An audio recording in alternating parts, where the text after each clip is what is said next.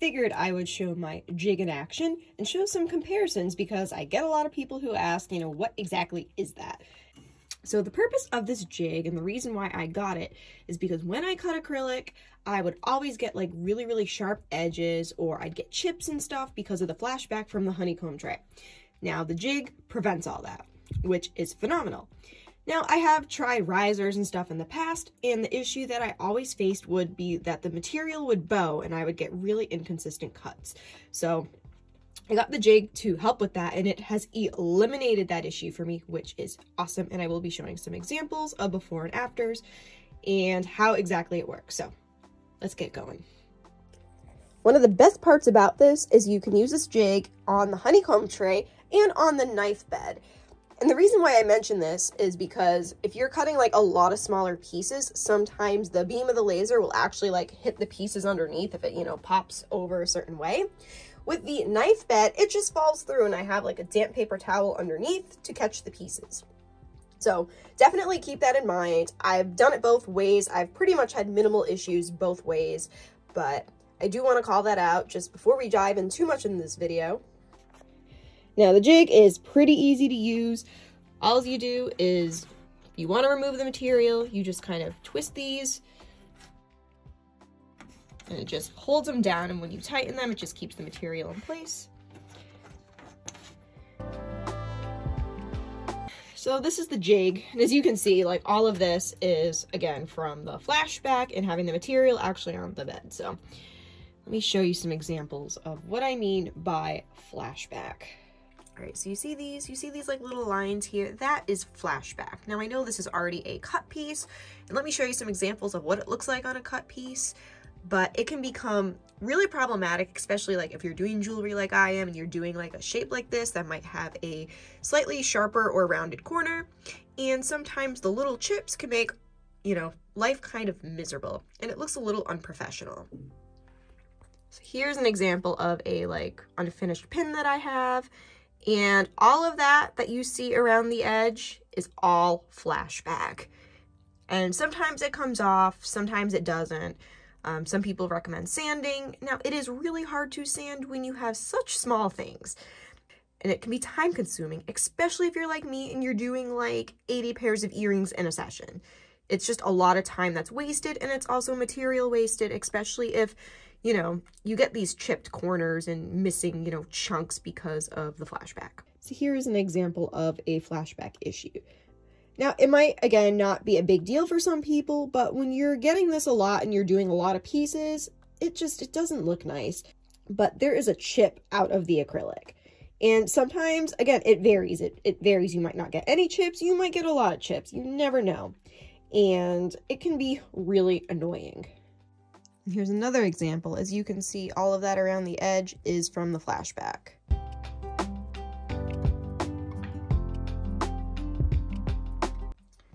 So now I'm going to show you an example of me putting wood on here. Now I feel like I got like the acrylic covered. Acrylic, it's just like a pleasure. But I'm going to show you the difference of doing the wood, as you can see here. We're going to compare it to this. And let's see how much cleaner it looks. I am going to be using this scrap. It is masked. I don't really feel like using like a whole sheet just for this test, but all you do, and again, it's kind of hard to film this with just one hand, so I'm just going to, use my best judgment, but it just literally fits into the jig. You can literally like pull the corners in a little bit. All right, let's see.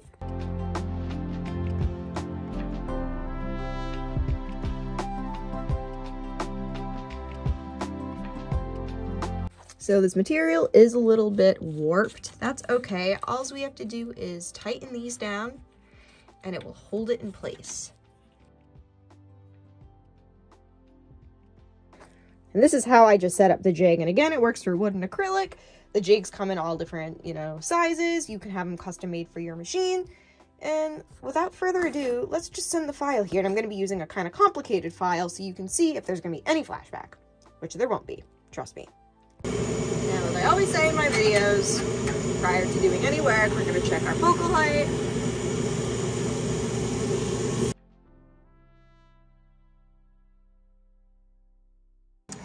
I have a better idea. I'm gonna do one of these with the jig and one without and show you a comparison. All right, now this first test is gonna be with the jig.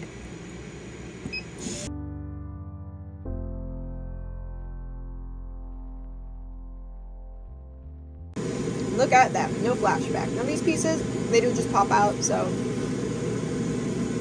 not too worried about that. But that's the front, that's the back. No chipped edges, no flashback. Now let's try this without the jig.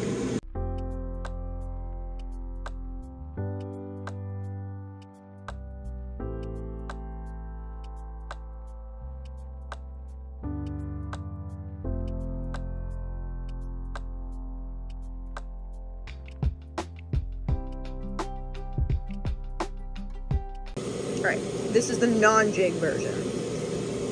As we can see, we have some, like, splintering? I don't really know what that, yeah, splintering. You can see the chips, like, right up here. You can see kind of, like, the chips in here. Right over here. Let's just compare this. I'm going to compare this in the light box to show you guys up close. Alright, so here's our comparison. As you can see, we have quite a few notches here. You got some up here. I don't know what this is. It looks like it's like, I don't know, splintering or something. I'm not really sure. Over here, it's very noticeable. It looks unfinished to me. Now again, these are the back side, so, you know, chances are some people might not even care or worry about it. I personally, it bothers me. I like the cleanliness that I get with the jig. Now, let's try acrylic. I've done a wood test. Let's do acrylic. So look at that. Look at how jagged those edges are. Can you see that? Can you see, like,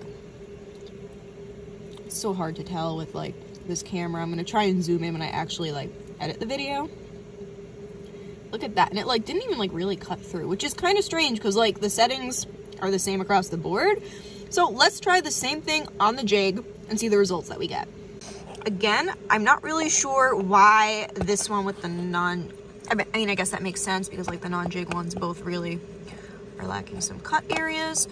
Same settings, so I'm not, you know, again, pretty much same location on the bed. The other good part about the jig is you can actually see, like, the pieces fall through, so that's awesome. But yeah, like, overall, I feel like I'm very happy with this jig. Let's see if I can get some of the, like, close-ups here. Can't really, it's so hard to tell. I purposely picked this design because it's like a lot of curves and stuff. Let's see, you can see, like, over here, it's like, it's very, like, unfinished and raw feeling. Yeah. So this was my, like, actual experiment with the jig. Again, overall, I'm gonna move my stuff aside. Overall, I'm very happy with it. The awesome part too is, like, if you're, like, learning your settings, for example, because, like, I did have to redo all my settings because I upgraded my air assist, is when you're using the jig, you can see the pieces fall through. So you know that your setting, it's like, all right, it's cutting through, versus when it's on the honeycomb tray.